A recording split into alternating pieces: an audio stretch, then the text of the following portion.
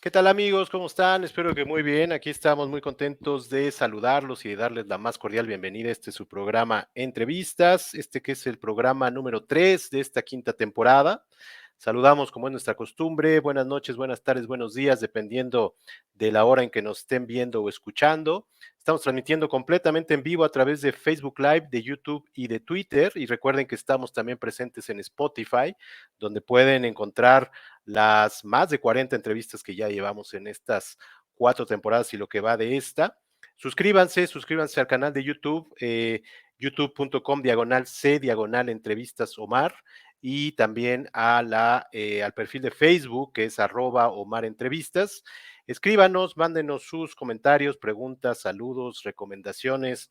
Recuerden que además de tener una conversación con nuestros invitados, la idea es que tengamos una conversación también con ustedes, así que anímense, escriban, mándenos todo lo que quieran y aquí le daremos salida. Recordarles que este es un programa, primero que nada, para pasarla bien, para pasar un muy buen rato, para conocer a nuestros invitados, para aprender de lo que nos vienen a platicar y, ¿por qué no?, como decimos siempre, para reflexionar en torno a ello. Y el día de hoy vamos a aprender y a reflexionar mucho, se los aseguro.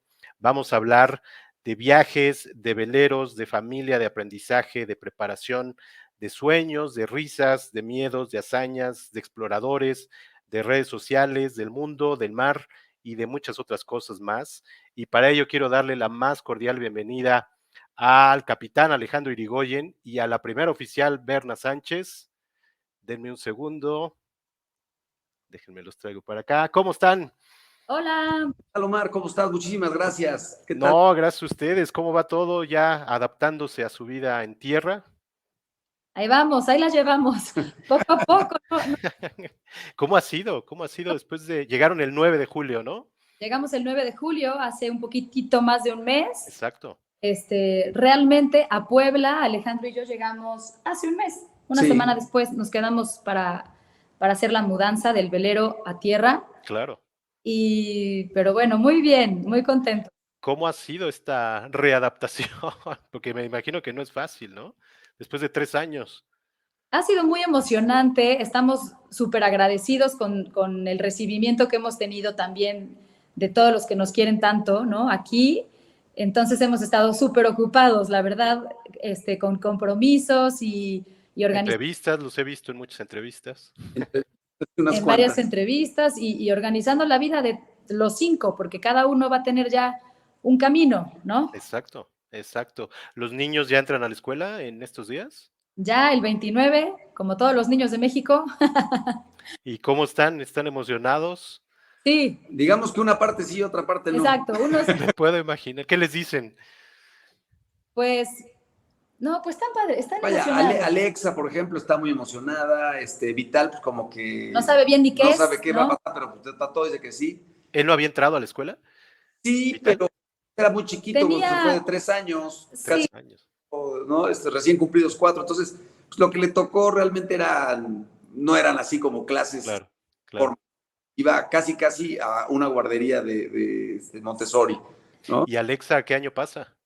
¿A primero secundaria o a segundo? primero de Primero. Ah, secundaria. ya secundaria. No, entonces emocionadísimo. Alex estaba emocionadísima. Alexa está muy... Nerviosonada, como dicen. Diego es el que sí Diego es el dice, que se está echando para atrás. como, Ah, como, sí. como niño en reversa. ¿Y no les piden por ahí que se quieran seguir en homeschool No, o lo que algo es así? velero. Sí, ¿Quieren irse al velero otra vez? no, ya, la verdad es que están listos para ser amigos, están emocionados de conocer más niños, niños que sean estables en su vida, que no sean niños que conocen 2, 3 días o Pasajeros. No, porque van, ¿no? Eso es algo que están listos para eso, sí. Qué bien. Oiga, pues yo quería empezar. Traigo aquí varias imágenes que les voy a ir mostrando, pero quería empezar con una que sé que es muy especial para ustedes, una persona que sé que para ustedes es muy, muy importante y lo fue para este viaje. Lo es, El claro. Maestro. capitán Vital. Platíquenos un poquito del capitán. Bueno, a ver, Vital Alzar, pues eso es un referente. Yo en lo personal considero que es el último romántico de la navegación Ujú. del siglo pasado, ¿no? Fue un hombre que durante prácticamente 50 años de su vida se dedicó pues a generar estos lazos de hermandad entre pueblos, hacernos ver que las fronteras eran imaginarias y invitarnos permanentemente pues al tan nombrado y tan mentado tema de la paz, ¿no? Hablamos de eso, pero pocos actúan en congruencia. Y pues él fue un referente a nivel mundial. Lo que hizo fue fuera de serie. Es un hombre que cruzó el Atlántico, el Pacífico, ¿verdad?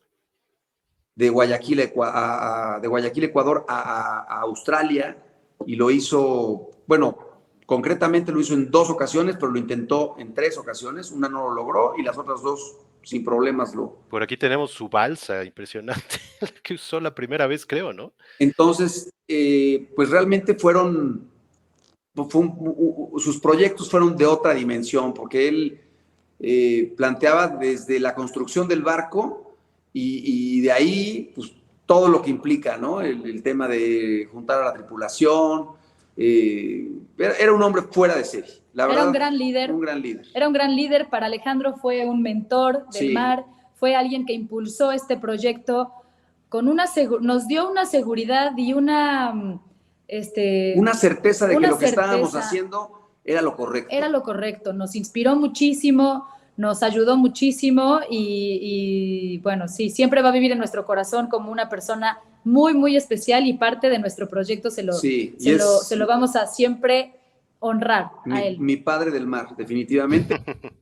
También postizo, pero con un cariño muy, muy profundo, a tal grado que, pues, imagínate, uno de nuestros hijos se llama, ¿no? En su honor. Exactamente. Y él era español y entiendo que viene a vivir a México. ¿Lo conocen aquí en México? En Acapulco vivía, creo, ¿no? Bueno, él era de Santander, era cántabro, y llegó a México hace muchísimos años. Se enamoró en México y se casó en México con doña Denise. Y bueno, tuvo 2 hijas, Denise y Marina.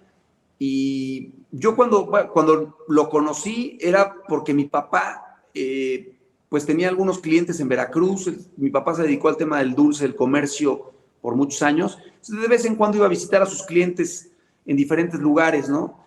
Y por ahí le llegó pues, la noticia de que había un loco que estaba haciendo una capela en Alvarado, Veracruz. Estoy hablando del año de 1980, más o menos. Entonces, pues yo en esa época tenía 7 años y acompañé a mi papá a Veracruz, y pues él tenía curiosidad y me dijo, oye, pues vamos a ver esto que están haciendo, una carabela, vamos a verla, ¿no? Entonces, de Veracruz manejamos ahí una hora, cachito, Alvarado, y llegamos al lugar donde estaba aquel barco construyéndose, y pues la imagen que tengo de niño es de aquel costillar, de aquella carabela, la Marigalante, pues a medio construir. O sea, Vital tardó, creo que 7, 8 años en terminarla. Entonces estamos hablando que si yo la vi en el 80, estaba nada más lo que era la quilla y las cuadernas, que eran las puras costillas. Y cuando lo volví a ver por segunda vez, fue, yo creo que por ahí del 87, 88, ya en Veracruz, con el barco ya recién botado. Entonces, pues para mí, imagínate, de los 7 años, la segunda vez que lo veo, pues ya tenía yo 14, ¿no? Entonces ya entendía un poquito más del tema, y en ese momento tuvimos un vínculo fuerte, que él inclusive me invitó o le propuso a mi papá que si no me daba permiso de ir con él a navegar. Y mi papá obviamente dijo, no, ¿cómo? Ahora sí que, ¿para qué o qué quieres? No. Y yo le insistí a mi papá, y total, a la mera hora, pues obviamente no, eso no ocurrió. Y lo único que se quedó como anécdota fue que yo traía una navaja que me había regalado mi papá, y la tenía con su funda, y se la regalé. Ok. Le regalé esa navaja, no me la quería aceptar, y yo le insistí que era un regalo, quería dárselo. Y pues de una manera un tanto, como que no tenía ya en ese momento terminó esto, lo volví a ver nuevamente como al año, que vino a dar una plática a la Universidad de las Américas, y mi papá era consejero de la UTLA, y pues lo volvimos a ver ahí, ¿no? Pues ahí nos saludamos, platicamos con él, y no lo volví a ver más. Entonces, como que sabía alguna de sus historias y el libro de Vital pues, siempre estuvo en la casa. Y al paso de los años, yo ya grande, ya incluso ya casado, veo una entrevista que le hicieron en una revista que se publica bimestralmente en el Club de Yates de Acapulco, y en el artículo en el cual lo entrevistaban, pues veo que había sido ahí en Acapulco. Entonces, el entrevistador era un amigo mío, y él me dijo que vivía ahí y me dio el teléfono de su casa. Y pues le hablé por teléfono y le dije, capitán, seguramente no me recuerda, pero cuando yo era niño le regalé una navaja. Y entonces en ese momento, hombre, chapo, niño de la navaja, ¿cómo olvidarte? ¿Cómo has estado? Y se acordaba claramente del capítulo aquel. Y fue así como volvimos a vernos. Y bueno, pues obviamente en esa plática de gentes que nos interesaba el mismo tema del mar, pues hubo un lazo y un hilo conductor con aquella navaja que le regalé, que pues nos vinculó inmediatamente, nos enlazó intensa y estrechamente, ¿no? Y eso de reuniones se repitieron por los siguientes años, pues a cada rato. Todas las semanas tenía comunicación con él, estuvo enterado absolutamente de todo, le mandé escritos, le mandé más o menos las ideas que traía, y nos veíamos. Yo tenía el velero en Acapulco, entonces frecuentemente iba a navegar, lo invitaba, y así fue como la relación, digamos, volvió a reencontrarse, y esto era un vínculo de otras vidas. Esto no era únicamente ese encuentro de fortuito de la llamada entrevista, ¿no? Y él estuvo justamente cuando partieron. Claro. Y en el camino se enteran ustedes de su muerte, entiendo, ¿no? Teníamos comunicación permanente con él. Ok. Vaya. Era la primera llamada que recibíamos siempre, en cada puerto. En cada puerto. Sí, fue muy especial. Pero sabíamos también que partiría, lo teníamos asumido. No, él nos lo dijo siempre como algo muy natural. No, y nos preparó para cuando no estuviera. Sí. O sea, realmente lo hizo espléndidamente bien y trabajó hasta su muerte, la trabajó con maestría. Sí. Qué bien. Un maestro. No, qué interesante relación y todo lo que influyó en ustedes, ¿no? Y entiendo que, bueno, él también tuvo ahí algunos, entiendo que él leyó este libro, ¿no? El de la expedición de la Kon-Tiki, ¿no? Kon-Tiki. Y el que tienes ahorita ahí en pantalla es Thor Heyerdahl. Exacto. Que este hombre en la época, pues, prácticamente en la Segunda Guerra Mundial, en los 40s, algo así, hace aquella expedición en la cual navega en balsa de troncos de Ecuador también, y llega a las islas de la Polinesia, a las Marquesas. Entonces, este libro lo leyó Vital, el libro de Kon-Tiki, lo lee cuando él está haciendo la mili en África con la legión extranjera, con los españoles que estaban en la legión, y bueno, pues en África lee esto, y se le mete en la cabeza el tema, y de ahí, bueno, pues él empieza a trabajar el proyecto de la Pacífica, que es la primera balsa con la que hace su primer intento, y bueno, pues no logra concluirla en un poquito adelante de las Galápagos. Pues empiezan a hundirse poco a poco, la balsa se empieza a saturar de agua los troncos, por un tema de que tenían que ser árboles machos cortados en luna llena. Parece un poco como de brujería, pero no, había todo un porqué de eso, ¿no? Y él, de alguna manera, se confundieron con el tipo de árboles que tenían que haber cortado, y poco a poco se fueron saturando de agua hasta el punto que no pudo continuar con la navegación, se hundieron, y de milagro los rescataron. Estaban ya semisumergidos cuando un barco llegó y los salvaron. Entonces de ahí hizo la siguiente, que ya era la balsa, en esa sí lo logra, y luego unos años después hace una expedición con 3 balsas que se llama Las Balsas. En YouTube está como Pacific Challenge, lo pueden ver en YouTube, Pacific Challenge se llama. y es una filmación original de Vital, precisamente de las balsas. Wow. Pues como todo va relacionado, ¿no? Pues con ustedes, tal cual, Sí, directa o indirectamente, primero del Capitán Vital y luego de, pues, el Capitán Thor. Traigo aquí por aquí algunos otros que sé que admiras, sé que a él lo admiras bastante. Por Mucho. ahí escuchaba que te gustaría por ahí cenar con él, ¿no? Y Ah, que claro, bueno, sí. escuché un podcast con una compañera tuya de la prepa. Ajá. sí. ¿Qué le preguntarías? ¿Qué platicarías con él? Hijo, yo creo que muchas cosas, ¿no? Primero, pues era un navegante, más bien era un aventurero, porque él no fue navegante. Ujú. Formó parte de la expedición, de algunas expediciones con el capitán Scott, Creo que él y era periodista, ¿no? era periodista, Sí, ¿verdad?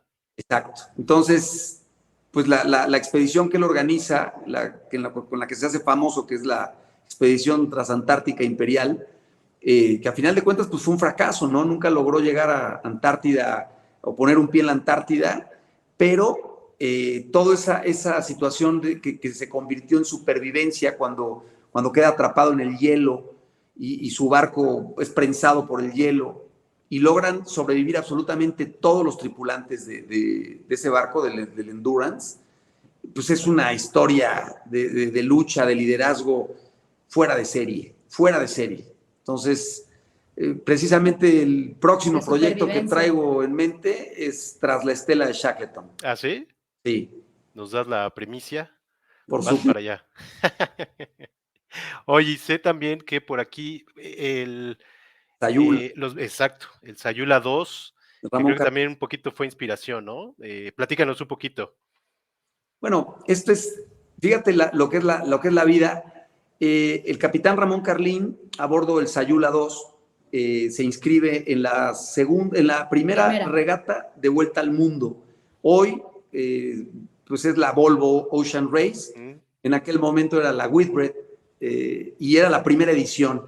Cuando él se inscribe en aquella regata, pues fue la burla y fue obviamente señalado por todos los profesionales que participaban, a los cuales les parecía una total irresponsabilidad lo que estaba haciendo. Y curiosamente el capitán Ramón Carlín, pues también era paisano, era poblano, Ah, mira. ¿sí? Y poca gente menciona el tema y creo que en Puebla deberíamos sentirnos muy orgullosos de que un hombre de ese calibre haya hecho una hazaña de ese tamaño y que haya salido también de una ciudad El primer lugar de la primera regata de vuelta al vuelta al mundo. mundo. Fíjate, Poblano. Entonces, una fíjate. maravillosas. Y Lo bueno, traen en la sangre los poblanos. pues no sé si en la sangre o traemos ahí un espíritu Lejos del mar, pero bien. Aventurero. exacto, de metas complejas. Muy bien, oye, pues quería esto como una introducción. Sé Pero que admiran y sobre todo el capitán Alejandro admira y lo dice con mucha pasión. Qué padre, y por ahí viene pues toda esta línea. Y yo quería preguntarles, ¿cómo se conocieron ustedes y nos, cuándo se conocieron? nos presentó un amigo en común Ok. Exacto. y pues ya. Sí, de ahí fue como hasta los 2 años Nos que presentaron y como 2 años después me habló preguntándome, que, Ah, ¿en bueno, serio? era cuando estaban estos radios, los ¿no? Los Nexteles. teléfonos que eran radio. El Nextel, claro. Exacto. Entonces, 2 años antes nos habíamos conocido y cambiamos Nextel, Fue táctica, número. fue plan con maña. Me enojé muchísimo porque 2 años después me llamó y nada más me preguntó, bueno, tri, tri, y yo vi el nombre, ¿no? Alejandro Irigoyen, y entonces muy emocionada le contesté, hola Ale, ¿cómo estás? Y ya me puso, ay, hola, ¿quién eres? No, ¿cómo crees? Pues Pero con ahí te nuestra... va. Esto fue táctica ¿cómo se llama? Él Eh, pensó que si yo estaba saliendo con alguien o tenía un la iba a novio, meter en me problemas iba si a yo le meter en hablaba problemas. directamente, entonces finges demencia y Pensando en todo. exacto. Y Ah, ya de mira, ahí me fue sacando era poco una a poco. llamada casual.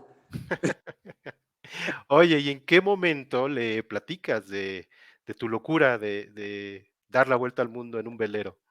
O sea, ese día le hablé, al día siguiente quedamos en vernos para ir a tomar un café o ir al cine, alguna cosa. Pasé por ella y nos fuimos a cenar. Y en esa cena pues estábamos platicando y bueno, pues tú qué onda, qué traes, no sé qué. Yo le platiqué que pues, me gustaba el tema de la navegación y que hacía las veleadas. ¿Te gustaba un poquito? Me encantaba yo de lleno en ese tema. Y pues le dije, yo a los 45 años tengo la intención clara y totalmente, ¿cómo se llama? Bien fundamentada de que quiero dar la vuelta al mundo. ¿Tú le entrarías? ¿Me acompañarías a eso o no? Y obviamente le platiqué lo que era la experiencia del mar, lo que te da ese contacto con la naturaleza, lo que son las noches en el mar, que es una belleza. Y pues creo que le vendí la moto, como dicen en España. ¿Y qué dijo Berna? Katie, le Lo dije sí. tiró de a loco. Sí, me encantó la idea. Me pareció una oportunidad que no me quería perder. En ese momento, siendo honesta, pues como que le dije, ay, wow, qué padre proyecto, ¿no? Así, Sí. pero, no, pues, o sea, tú te subirías y dije, bueno, pues igual y sí, me subiría pues sí, está padrísimo, como una gran oportunidad, como una gran aventura. Pero a partir de ese momento, que ya nos hicimos novios, creo que 2 días después, pues ya, como que él de verdad nunca quitó el dedo del renglón y paralela a nuestra vida, ¿no? Empezamos de novios, luego empezamos a trabajar juntos, luego nos casamos, luego 3 hijos y yo, pues me ocupé mucho más de mi lado, de mi parte de mamá y ¿no? Del lado femenino, digamos. Y él no quitó nunca el dedo del renglón y por los siguientes 15 años, o sea, desde que nos conocimos hasta que zarpamos, pasaron 15 años y y siempre lo vi luchando por ese sueño, siempre lo vi en esa línea, buscando, entrenándose de alguna manera, vaya agarrando experiencia. Abriéndose, ¿no? Sí, claro. Pues de todo un poco, aunque ya traía un back que la verdad yo admiro muchísimo, porque Alejandro creo que nació siendo ingeniero, porque si no, no me explico cómo llegó a saber tanta cosa.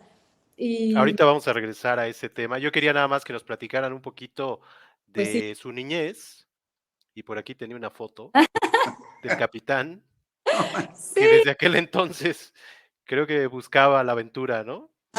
apasionado Pero desde mira, que... mira, para que veas, siempre pensando en la seguridad. Ay, sí. Exacto.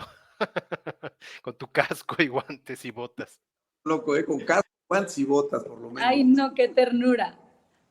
Oye, ¿y cómo fue tu niñez? ¿Cuántos hermanos tienes? Mira, la verdad es que mi niñez fue muy divertida. Yo crecí en una casa con 6 hermanos, y bueno, pues con un mundo de gente. Soy el más chico de los hombres, o sea, tengo una hermana más chica, soy el sexto, y la séptima, Mariana, es 2 años menor que yo. Pero cuando Mariana y yo llegamos digamos, a la familia, pues ya la familia eran 5 y llegamos después casi de 10 años de que ya no había niños en la casa, ¿no? O sea, Claro. 10 pues resultó Un pilón. un pilonzazo. Y entonces me tocó vivir en una casa de adultos, en la cual, pues obviamente no había ninguna concesión de nada, ¿no? El tema era, pues lucha por lo que quieres y Sobrevive. búscate la vida, porque aquí nada de que porque soy el más chiquito me toca doble o nada, o sea, pareja la cosa. Y eso pues también creo que de alguna manera me marcó Te formó también, ¿verdad? dependencia de los formó. papás, ¿no? Me formó. Entonces, pues obviamente te vas buscando ese lugar en la vida, ahí metiendo un poquito codos y dientes y lo que sea.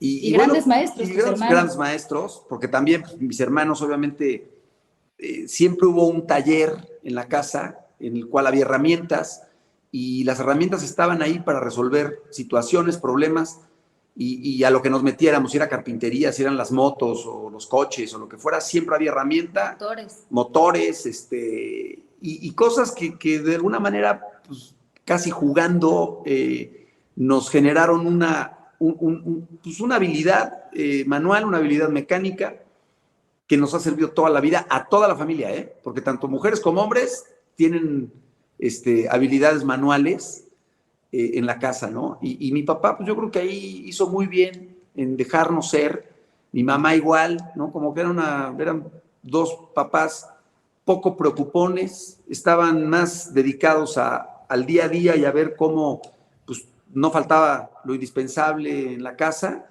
y nosotros pues crecimos muy ahí a los silvestres, como que sin mucha vigilancia, ¿no? Y eso ayudó a que, pues de alguna manera nos pudiéramos atrever a hacer cosas que pues el resto de mis amigos no tenían en su casa, ¿no? Entonces, Claro. ahí, Y yo ahora veía en el viaje que pues Diego está siguiendo tus pasos, ¿no? Sí, Igual aprendiendo como jugando. exacto. a su Yo creo manera. que en ningún momento fui tratado con algodones y pues lo mismo pretendo con mis hijos, porque creo que eso te da una fortaleza para afrontar lo que es la vida real, ¿no? O sea, lo demás, pues estás jugando y no puede ser que al primer trueno te hinques a llorar y pidas auxilio, ¿no? Entonces Pero sí, a eso Diego le encantan las le herramientas, encanta. ¿Verdad? le encantan los experimentos. O sea, sí hay una cosa en la genética que a mí me tiene muy impresionada. Sí, Sí, lo vimos ahí en el viaje. Y bueno, no te vas a salvar, ¿verdad? De platicarnos Claro. de tu Yo, niñez. Platícanos un poquito. no, pues yo creo que muy opuesta a Alejandro. Yo sí. Yo soy la primera de 3 mujeres en mi casa, pero también fui la primera nieta de un lado, del lado de mi mamá. Y de mi papá soy la nieta número 15 o algo así. Es Ok, o algo así. una familia también muy grande, de 10 hermanos, la de mi papá. Entonces, conozco y comprendo lo que es una familia grande y me encanta.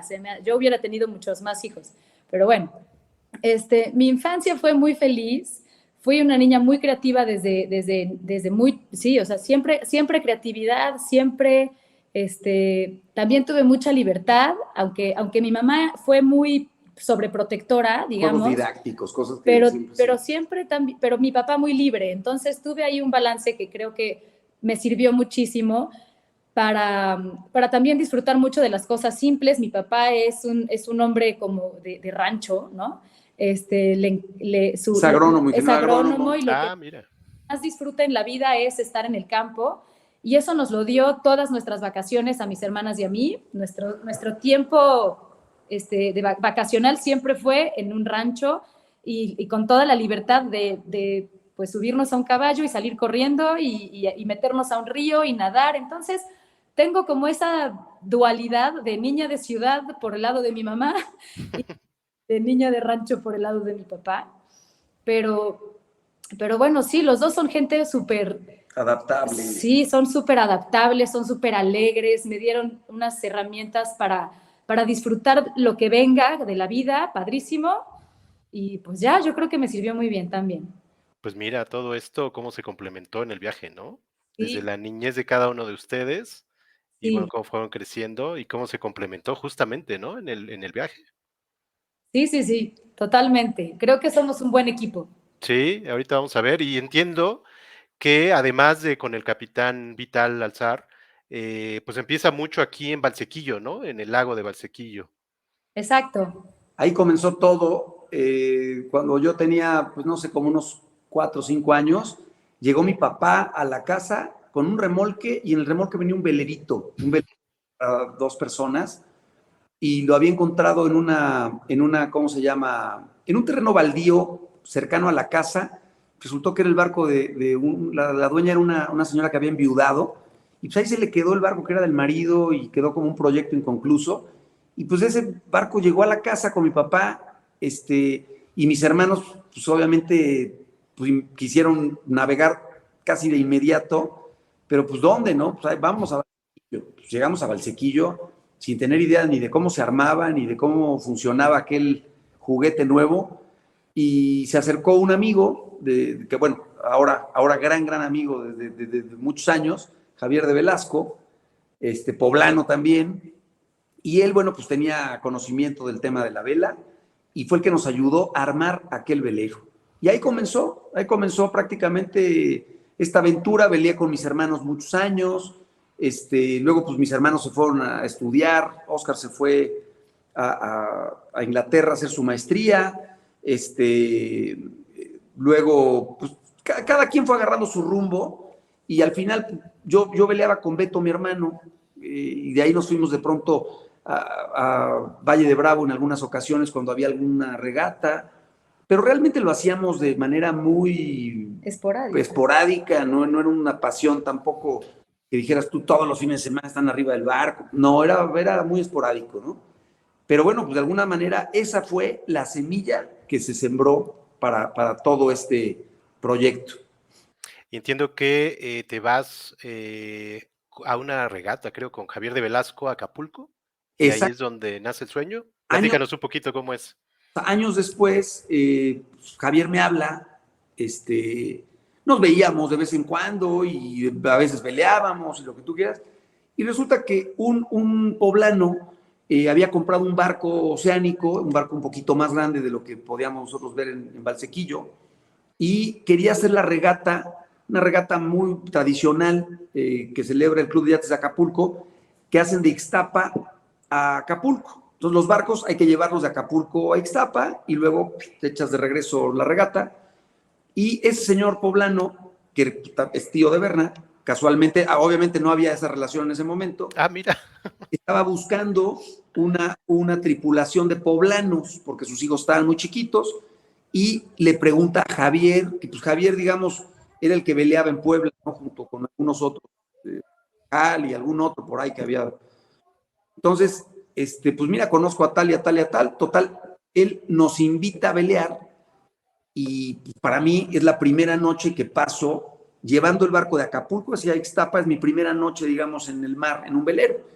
Y ahí le dije, digo, acabo de tener una revelación, Javier, esto lo voy a hacer el resto de mi vida y a los 45 años voy a dar la vuelta al mundo. Y ahí comenzó todo, todo. Fíjate. El, ¿Por qué a los 45? ¿Fue una edad que se te ocurrió? el planteamiento fue muy fácil. Normalmente te estás esperando al retiro para realizar cosas que te gustan, ¿no? Y hay que, no, cuando me retire voy a pintar, y cuando me retire voy a no sé qué, y cuando me retire me voy a dedicar al alpinismo, a la caminata. Y nada más que pocos se ponen a pensar, ¿a qué edad te vas a retirar? Y si vas a llegar en condiciones de poder hacer esas actividades o no. Claro. Entonces, pensando precisamente en eso, que pues yo no sé primero si voy a llegar sano, si voy a llegar, y pues yo creo que los 45 años puede ser una edad bastante normal, digamos, siendo muy optimistas, pues igual ibas a la mitad del camino. Para ese entonces, pues ya debes tener definido más o menos cómo está tu tema económico y cómo está tu tema laboral y cómo están tus condiciones.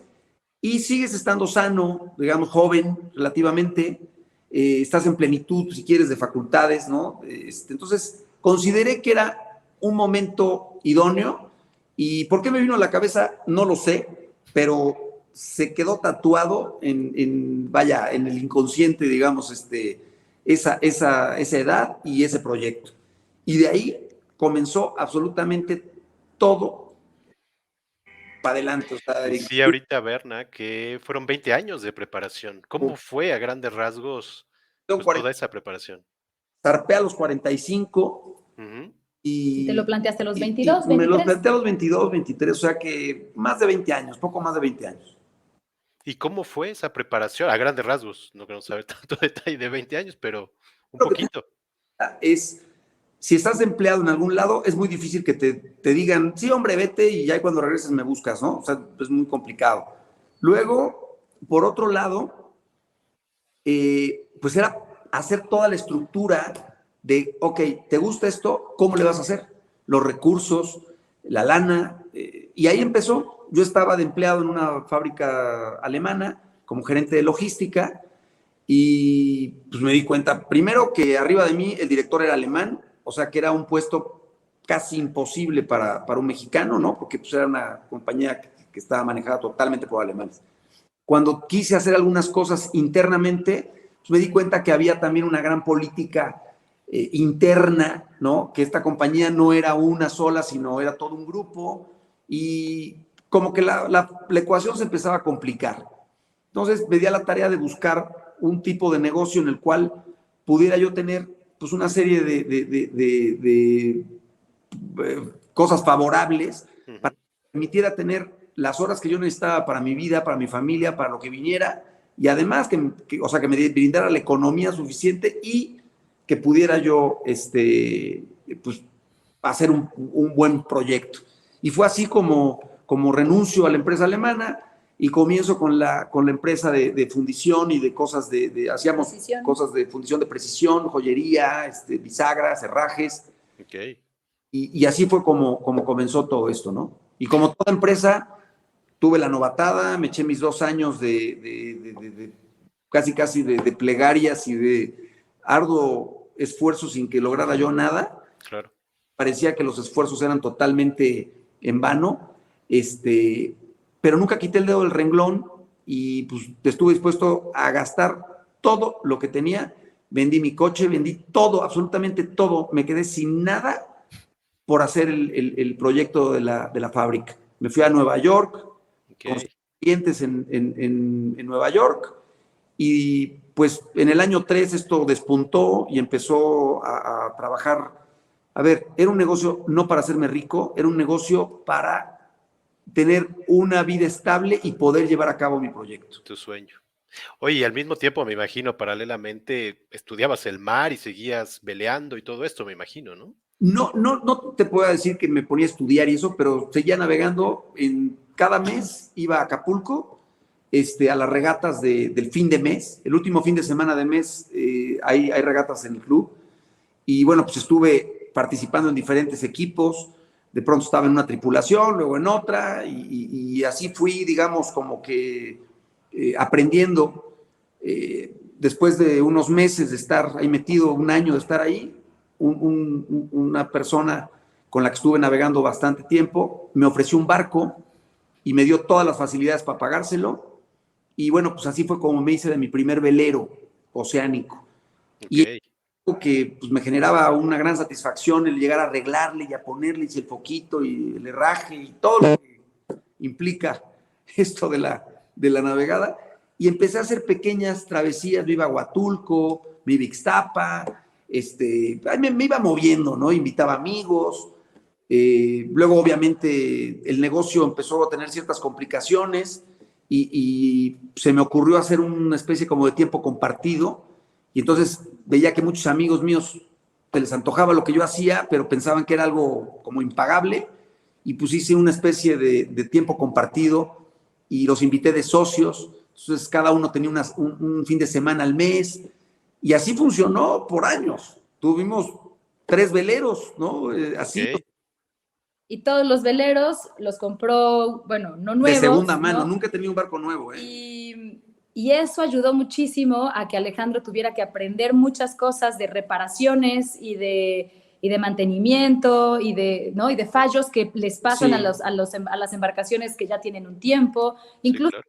pasan, pero yo creo que eso también fue una escuela, el que totalmente. tuviera que ponerse él literalmente de cabeza a arreglar Arreglar motores, de todo, en medio a mar. cambiar aceites, a todo. Pues era tu preparación, justo, Y yo, ¿no? De manera jugando fue y yo lo vi todo el tiempo hacerlo. Entonces, para mí, el momento del zarpe, pues yo no tenía ningún miedo ni ninguna duda de su capacidad, ¿no? O sea, mucha gente tenía que no conoce esta parte porque pues no lo vivió, obviamente, antes de zarpar, que además es obviamente la gente que más te quiere, es la que más miedo le da, ¿no? Por nuestras vidas. Y Claro. entonces, pues muchísima gente nos decía, o a mí nada más me decían como, por favor, pero es que, Recapacita, por ¿qué favor, haces ahí? piénsalo, ¿cómo te Sí. vas a ir al mar con tu marido? Ni que fuera MacGyver. Yo les decía, no, es MacGyver y una navaja suiza, las dos cosas juntas. O sea, yo siempre supe que nada nos pasaría, me fui totalmente en esa línea, Convencida. convencida y segura de que Alejandro, cualquier inconveniente que tuviera el barco, que además eligió un barco maravilloso para la vuelta al mundo, más bien, y ese barco pues también fue una especie de milagro que llegara a nuestras vidas o que nos encontrara él a nosotros o nosotros a él, quién sabe, pero el chiste es que el barco nos dio muchísima confianza. A mí en lo personal, Alejandro me aporta una seguridad en el mar y que mientras no le pasara nada a él, todo Exacto. fluía bien. Ahorita quiero regresar un poquito a ese tema del barco, del Aldivi, pero quiero que nos lleven un poquito, ustedes vivían en Valquirico, ¿no?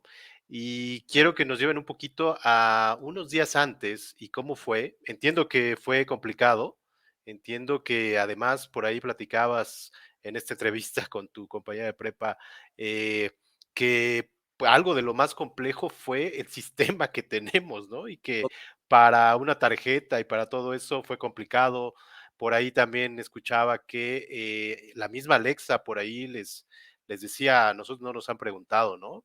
Platíquenos un poquito cómo fue unos días antes. Pues mira, mucha gente que nos pregunta, ¿no? O en entrevistas, lo primero que quieren escuchar es, ¿qué fue lo más difícil que les tocó? Obviamente, esa pregunta va dirigida más a temas meteorológicos, a complicaciones en el mar, pero curiosamente lo más difícil que nos tocó vivir, y siempre se los reafirmo y se los vuelvo a decir, fue el salir, el despegarnos de tierra, el salir de la cotidianidad, del despegarte fue, de verdad, no te imaginas lo difícil, la cantidad de juicios, de irresponsable, de suicida, de loco, de vas a matar a tu familia, o sea, comentarios de verdad muy, muy pues, agresivos parecían. Y en un momento, pues sí me generaron así como un conflicto interno, porque llegué a cuestionarme si efectivamente tal vez estaba yo cometiendo una gran estupidez, ¿no? Hasta que me di cuenta que esos juicios no eran contra mí. O sea, hablaban desde sus zapatos, desde su inexperiencia en el tema o de su falta de conocimiento del tema. Y en ese momento ya como que se suavizó un poquito la situación para mí en lo personal, ¿no? O sea, sí me cuestioné seriamente es como cuando te dicen que piensas que todo el mundo está mal y tú estás bien, ¿no? Generalmente el que está mal es uno, ¿no? Y aquí era una cosa muy similar. O sea, no puede ser que no haya una persona que me diga, oye, qué guau, qué increíble lo que vas a hacer. No lo podía entender. O sea, bueno, ¿por qué? ¿Qué de verdad estará tan mal esto? Y bueno, pues fue todo un proceso. Acabábamos de cambiarnos a Valquirico, teníamos una casa muy bonita. Llevábamos un año viviendo ahí. Fíjate. Preguntaba, oye, pero como por qué te saldrías de esta vida, de este confort, de este bienestar, para jugarte la vida y la de tu familia en una aventura? O sea, no me hace sentido, ¿no?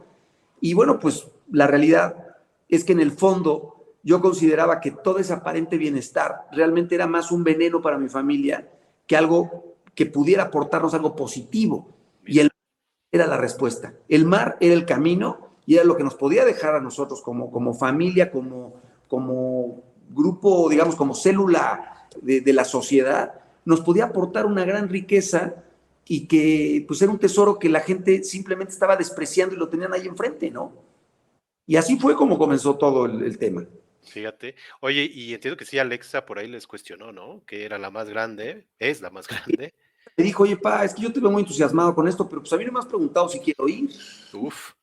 ¿Y Entonces, qué le comentaste? ¿quieres ir? Y me dijo, sí. Y dije, ya está. Era nada más el trámite. No, a Alexa le propuse, le dije, mira, vamos a una cosa, dame un año. O sea, yo entiendo que desde tu perspectiva puede ser te estoy sacando de tu vida, te estoy sacando de tu familia, de todas tus querencias, digamos. Tu escuela, y tu escuela amigos. y de tu estabilidad. Pero confía en lo que estoy haciendo, por favor. Y te pido un año. Si en un año no estás contenta, te prometo que cancelamos todo y nos regresamos. Mira. Ay, sí. Y sí. Vamos a dar la mitad de oye, nada más que para regresar hay que continuar. O sea, Pero ya era más fácil, ya era más Bueno, corto. bien. Ya era más corto continuar. yo hice la propuesta. Ya era el punto de no retorno. Muy, muy, muy, Políticamente. Al año Alexa estaba No, feliz. ahorita Ni cuando siquiera lo llegamos, tuvimos que volver a tocar el tema. no se quería bajar. Nunca. Ahorita. Sí. Sí, no. Fue la única que lo cuestionó porque además ya era la que tenía un poquito más de pues madurez, ¿no? Y que se cuestionaba cosas. Exacto. Además es muy disciplinada, le gusta demasiado o sea, es muy ordenada. Entonces sí, o sea, era romperle su vida, ¿no? Su Claro. cotidianidad era romperle su modo de operar, ¿no? Exacto. Oigan, ¿y cómo fue, pues eso, la venta de la casa? Por aquí veía, pues todo lo que tuvieron que, no sé, donar, regalar, tirar. ¿Cómo fueron? Me imagino que hubo estrés por ahí, ¿no? El sentido de la propiedad Exacto. realmente es un tema muy curioso porque nos lo están vendiendo permanentemente, de ten tu casa, ten tus cosas, ten esto, pero pues los seres humanos somos así como pasajeros en este planeta nada más, estamos unos años que pasan rapidísimo y te vas llenando de cosas que lejos de enriquecerte, lo que hacen es que te van atando, Y la verdad, dependiente. sí, ¿Cuántas veces no sales de vacaciones porque no se vayan a meter a tu casa, que no te vayan a robar, que no voy a tal lado porque si dejo el coche me quitan. O sea, no nos damos cuenta, pero esa aparente conquista no es conquista. O sea, tú te vuelves, ahora sí que el conquistado es uno, ¿no? El que termina preso de las cosas eres tú. Y eso no lo percibimos. O sea, vamos en una competencia en la que tener es éxito. El poseer es sentido de bienestar. Generar empleos, por ejemplo, que pues es una cosa muy importante en este país con la que hemos crecido, que la importancia de generar un empleo, la importancia de hacer empresa, no nos damos cuenta de que es un matrimonio de por vida y no puedes zafarte, o sea, cierra una empresa. Tú ahorita dices, ya no quiero trabajar, ya no me gustó el tema de ser empresario, ya no quiero ser emprendedor, quiero cerrar. Uf, o sea, ahí te encargo, ¿no? O sea, además tienes que si con Hacienda, que si por qué cierras, que por qué tal cosa. No te sales, o sea, te sales muerto, nada más. Oye, murió. Ah, bueno, pues ya. Pero así por voluntad propia, decir, oigan, señores, mañana me voy, una tarjeta de crédito, un crédito bancario, una hipoteca, una empresa, tus empleados, o sea, la gente que colabora con todo eso, se vuelven compromisos que le decía yo, es como Gulliver, cuando te acuerdas esa escena que están, que liliputienses lo tienen con alfileres al suelo, cada cosa que vas logrando, que te la aplauden, que es el camino a seguir en nuestro sistema, pues en realidad son alfilercitos que te van atando a esta tierra, que te van pegando. Sí. Esta fue y muy complicada. Y este regreso. El regreso, estamos en un ahorita dilema. es la ironía de la vida, es ya me despegué y ahora quiero regresar a volverme a pegar. Sí, es muy complicado, ¿no? Muy complicado. Muy complicado. Ibas a decir algo hace ratito, Berna. ¿Perdón? Ibas a decir algo de este tema, ¿no? Sí, bueno, que además es curioso, pero hay veces que sí tienes que pensar bien qué le pides al universo. Sí. O sea, nosotros le pedimos al universo, híjole, creo que lo mejor para nuestra situación sería que vendiéramos la casa y a la nada nos llegó un comprador que le encantaba nuestra casa y que sí nos la compraba, ¿no? Y entonces fue hasta inquietante lo rápido que sucedió. Nos iba dando todo. Nos daba miedo pensar en algo porque pasaba.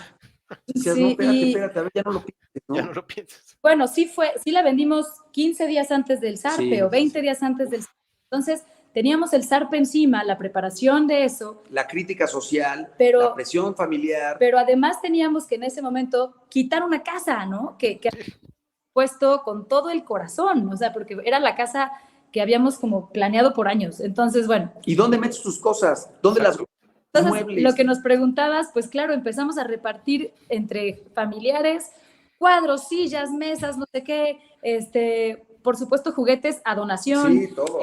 Ropa. O sea, ropa. ¿Cuántos te vas a llevar?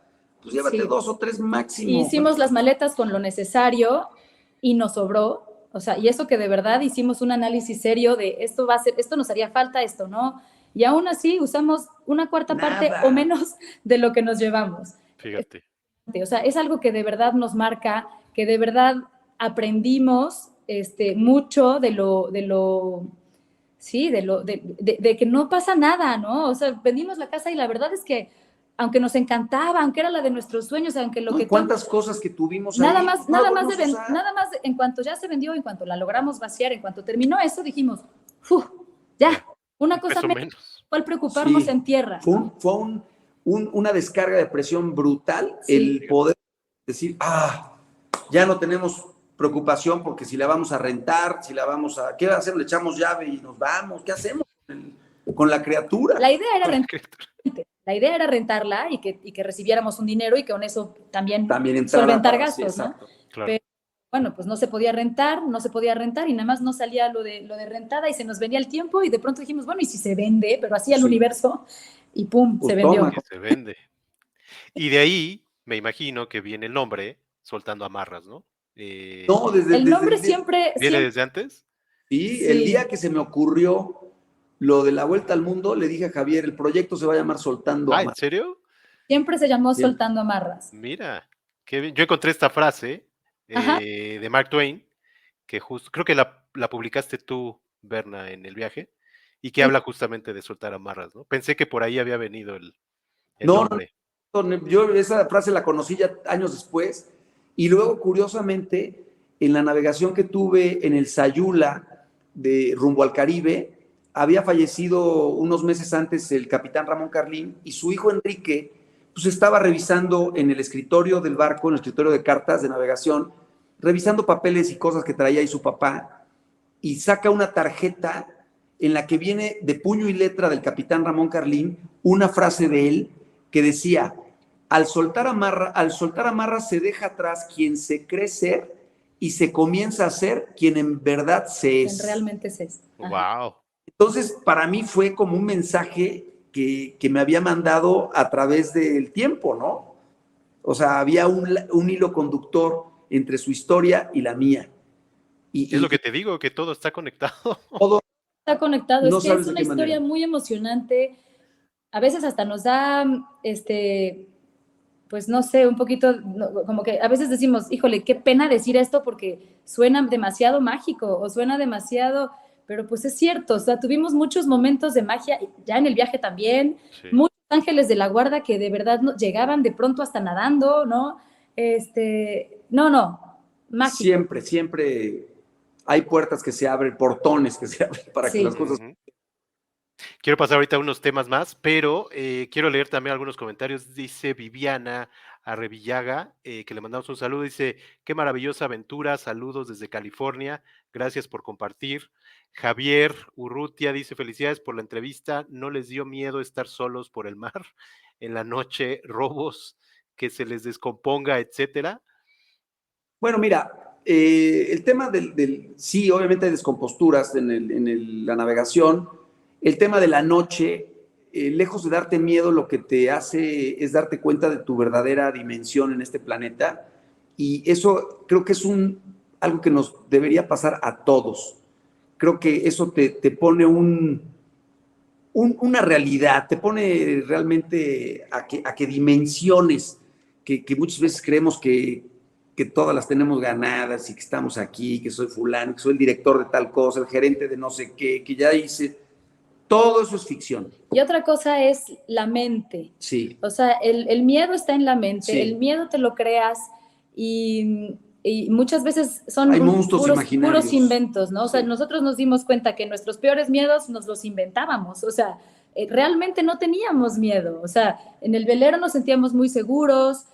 Siempre el capitán buscaba que saliéramos en el mejor momento. Un respeto por el mar total. La naturaleza en ningún momento siempre muchísimo respeto por el mar. Ni vencerla, ni siquiera jugar con ella, ¿eh? O sea, pero en todo momento las decisiones fueron, creo que, responsables y jamás nos amachamos o nos envalentonamos haciendo cosas que no debíamos hacer. Pero sin tener que irnos esforzando por hacerlo, íbamos viajando sin miedo. Sí, claro. Y bueno, yo quería pasar a algunos aspectos técnicos, ahorita que regrese el capitán, y justo la historia del barco, entiendo que es ¿Sí? el barco, sí, ¿verdad? Sí, se llamaba Ceutedern y Se llamaba así, ¿verdad? Divi, por nuestros 3 hijos. Exacto, al Divi por las iniciales, ¿no? De Alexa. Alexa, Diego y Vital, ¿no? Pero platícanos un poquito la historia de cómo fue que lo encontraron. Uy, bueno, es otra maravillosa historia. En una de las navegaciones en las que Alejandro venía en el Sayula, precisamente, otra vez, que venían regresando, pasó por Puerto Madero, Chiapas, y se bajó del velero y vio a este velero fuera del agua y se enamoró de este velero, bueno, más bien comprendió que existían este tipo de veleros, ¿no? Porque llevaba muchos años buscando otro tipo de embarcación. Y bueno, cuando vio este velero fuera del agua que tiene 2 quillas, doble quilla, motor y es de aluminio y lo vio como un tanque, literalmente. Precisamente esa foto que tienes del lado derecho, primera foto que le tomé al barco, ya cuando estaba entrando, esa foto la tomé llegando a Chiapas, a Puerto Madero, a minutos de subirme al velero para navegar a Acapulco. Se subió en ese velero un tiempo después de que lo vio. Primero lo vio y le pareció súper interesante. Pero estaba fuera del agua. Afuera del agua, continuaron el viaje y unos meses después, Alejandro llamó a la Marina de Puerto Madero, Chiapas, para preguntar si podría hablar con el dueño del velero. Y bueno, la historia es larguísima. Finalmente pudo localizar a este cuate porque llegó ahí, llegó a la Marina precisamente en el momento en el que Alejandro llamaba para ver si podía conseguir sus datos. Y bueno, pues de bote pronto le dijo, oye, me interesa muchísimo tu barco, me gustaría navegar en él, me parece súper fuerte, ¿no? Y este cuate le dijo, bueno, y Alejandro le dijo, me gustaría acompañarte, ¿cuál es tu plan? Y el ex dueño quería mover el velero de Chiapas hacia Los Ángeles, bueno, hacia el norte. Okay. Alejandro le dijo, ¿me permitirías acompañarte hasta Acapulco? O sea, ¿me puedo bajar en Acapulco, por favor? Te acompaño de Chiapas a Acapulco. Conozco la ruta, ya he navegado por ahí. Y te puedo ayudar. Te puedo ayudar y con mucho gusto. Y además así me encantaría conocer tu barco. Y este cuate que iba solo, pues le convenía también tener un compañero y le dijo, sí, perfecto, adelante. Lo acompañó y en esa navegación, en resumen, Alejandro me habló un día para decirme, Berna, este es el velero. O sea, no te puedo explicar la vibra, la energía que me está diciendo el barco. Me dijo, este es el barco. Estoy convencido, ya tenemos barco. O sea, tenemos que lograr, bueno, no lograba convencer al dueño de que se lo vendiera, ¿no? No podía cerrar la negociación. Pero me decía, no sé cómo, pero este velero es el adecuado. O sea, no tienes una idea de la seguridad, todo, ¿no? Y yo nada más por teléfono así de, bueno, pues convéncelo. ¿Y cómo fue que lo convenciste? Al final el que se convenció fue él porque él estaba empeñado en llevarse el barco en solitario del norte de México, quería llegar a Nueva Zelanda solo. Wow.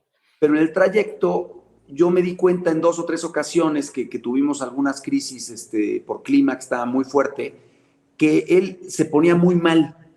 Mira. Pálido y me decía que se mareaba y que tenía un problema con la comida. Entonces, a la segunda vez que le pasó, le dijo, oye, yo creo que no es un tema de comida, yo creo que tienes miedo.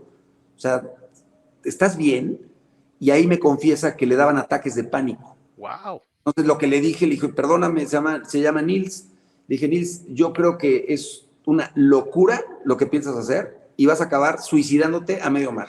O sea, no puedes, no estás capacitado químicamente, o sea, físicamente, tu impedimento de los ataques estos, no creo posible que puedas realizar una navegación de esas características. Consíguete una novia o que te acompañe un amigo o haz algo, pero honestamente no creo que vayas a hacer esto. O sea, no te veo como si pasando el Istmo de Tehuantepec. A ver, el Istmo es un súper reto, ¿eh? No quiero... Es una zona durísima en el planeta para navegar, durísima. Con condiciones de norte, la acabas. Nos tocó muy fuerte, pero eso le puede tocar muchas veces en una navegación a Nueva Zelanda, muchas. Entonces dije, pues va a acabar aventándose por la borda. ¿Y qué dijo? Sí, hasta aquí llegué.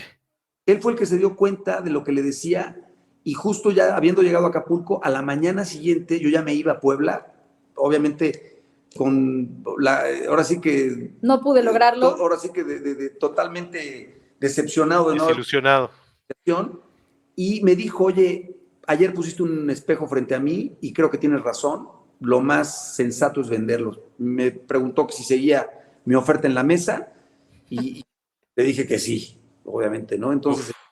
Porque le había ofrecido varios deals, ¿no? Varios tratos distintos. Te lo rento. Claro. Bueno, te lo llevo para allá. Te lo llevo y úsalo en tal lado. O sea, vamos a hacer lo posible porque eso suceda, pero ¿no? este cuate tenía un amor por ese barco muy especial, había sido de su tío. Su tío 3 vueltas al mundo. Lo construyó y le dio 3 vueltas al mundo en este velero. Vivió ahí 15 años en este velero. Y luego se lo vendió a su sobrino. Es una larga historia, pero bueno, se lo vende a su sobrino y el sobrino pasa por una crisis muy fuerte en un intento por hacer un cruce y entonces se regresa a tierra dejando en Chiapas. Y lo termina dejando en Chiapas porque le dio mucho miedo. Ahí cubierto. Abandonado. Y ahí es cuando Alejandro yo lo veo ahí. Le toca pasar por ahí. Wow. Otra vez se conecta todo. Lo que buscaba era un barco como el Sayula, un Swan. La marca del barco es Swan. Y a ver, pues por todos lados, obviamente puedes escuchar que esa marca pues es un barco resistente, es un barco confiable, Y mi línea de búsqueda era un velero como Ay, el pero Sayula, el más ¿no? pechocho es el Aldivi. Que ahí nace el Aldivi, ¿no? Grande el Aldivi. Y justo lo que quería que nos platicaras, el capitán, un poquito las características y cómo es, por qué buscabas ese barco. Bueno, mira, más bien nos encontramos, el barco y yo. Exacto. Ese barco, la característica que tiene, primero es la resistencia, es un barco construido totalmente en aluminio, es un aluminio especial para el mar y es, por las características de su construcción, es muy, muy, muy resistente, muy fuerte a un impacto, a un tema de un arrecife, ¿no? Es que ahí está. Entonces, tiene 2 motores. El calado del barco es de muy, muy bajo, es de 1.5 metros, lo cual te permite accesar en zonas más bajas. Prácticamente en todo el planeta. Puedes entrar a una riviera, o sea, puedes meterte un río. Este barco estuvo 9 meses en el Amazonas. Bueno, pues es muy, muy fuerte. Por dentro es muy cómodo y está muy bien distribuido, muy bien vestibulado. Entonces, aunque estás en un espacio reducido, sí tienes cierta privacidad porque puedes estar en un pequeño salón o puedes estar en la cocina y es totalmente independiente. ¿Cuánto mide? ¿Perdón? ¿Cuánto mide? Mide en total 18 metros de largo y de ancho 4.47. Ponle 5 metros de ancho, la parte más ancha, y de la punta hasta la popa, 18 metros. Ok, ok. El mástil mide 19 metros de altura y pues, no es un barco muy grande tampoco, no te imagines, pero es un barco construido para expediciones antárticas. Y es perfecto para 6 personas. Perfecto. O sea, bueno, nosotros somos 5, pero... ¿Cuántos camarotes tiene? 3. 3 camarotes, 2. Y bueno, tiene un camarote que el dueño original lo utilizó para meter el tema de las baterías, pero podríamos habilitar ese camarote y tendría un cuarto camarote. Y entraría una persona más. Exacto. Ok, para el que se apunte. Sí. Oye, y capitán, ahí también que nos platique un poco y que nos explique qué es esto de las cartas de navegación y cómo fue que pues ocupó todo esto en la navegación justamente. Bueno, las cartas de navegación pues son instrumentos indispensables para poder navegar. Hoy en día ya existen las cartas, son digitales, ¿no? Hay aplicaciones, vaya, en el teléfono. De hecho, puedes dar la vuelta al mundo con una app de tu celular. Ok. Así. Y cada año va a ser más impresionante el avance tecnológico. A ese grado llega, ¿no? Ahí tienes toda la meteorología, incluso con el celular, aunque no tengas conectividad, el GPS funciona y esa app la puedes utilizar. Esa que ves ahorita en la pantalla es se llama Navionics y la tienes en el plotter, que es la foto que se ve en la pantalla, es el plotter del barco, pero la puedes tener en un iPad o la puedes tener en tu celular. De hecho, por el tema de la pandemia, no pudimos conseguir las cartas actualizadas de algunas zonas de navegación, como el Mediterráneo, el Mar Rojo, y toda esa navegación la hice con el celular, con una precisión impresionante. O sea, de verdad, no dimensionamos la calidad, la precisión que tienen las cartas. O sea, ¿es tal cual la ruta que se tiene que seguir? ¿Cómo? ¿Es tal cual la ruta que se tiene que seguir? No. O sea, tú tienes haz de cuenta, así, ahorita esta es la de... El cruce ¿es el Atlántico del Atlántico, pues, sí. Esto es África y allá está... Sí, de América. Entonces, por ejemplo, aquí tú eliges, pero puedes irte por donde quieras. O sea, puedes navegar por donde tú quieras. Obviamente hay condiciones de clima, los vientos alisios, las corrientes, que son las que tienes que aprovechar. O sea, no es que exista una ruta preestablecida, sino es la ruta, digamos, que han utilizado desde la época de los españoles, los portugueses, todos los navegantes desde hace más de 500 años, son las que han utilizado, siguen siendo vigentes hoy en día, ¿no? ¿Pero qué te dice la carta tal cual? ¿Qué te dice? Por ejemplo, tienes profundidad, tienes el tema de profundidad, distancias, vas viendo tu velocidad, vas viendo tu rumbo, ¿cómo que altitudes? Longitudes y altitudes. Latitud y longitud. Bueno, también la posición del barco, o sea, tu posición de tus coordenadas. Ok. Y también con un equipo que hay actualmente que se llama AIS, o sea, es te permite ver otros barcos a la redonda en tu pantalla. Entonces, eso es lo que te iba a preguntar, ¿cómo le haces? Es con eso. mira, cuando vas cruzando océanos, es muy difícil que te topes con pequeñas embarcaciones que no estén equipadas con ese equipo. Es rarísimo. O sea, una lancha de pescadores, por ejemplo, como las que ves, no sé, en Veracruz, de las tiburoneras y todas esas, no traen ese equipo. No los ves, ni con radar ni con nada. Pero un barco, un carguero, barcos grandes que están haciendo un cruce oceánico, traen ese equipo. Entonces, pues es de gran ayuda porque te avisa, tú le pones las alarmas y la de distancia proximidad a la que quieres que y te entonces te va avisando cuando entra en el perímetro de alerta. Por ejemplo, tú lo puedes poner a 5 millas o a 10 millas o a 20 y en cuanto entra un barco en ese perímetro, suena una alarma y te dice que tienes un barco que se aproxima o que va en rumbo de colisión. Entonces, Ok.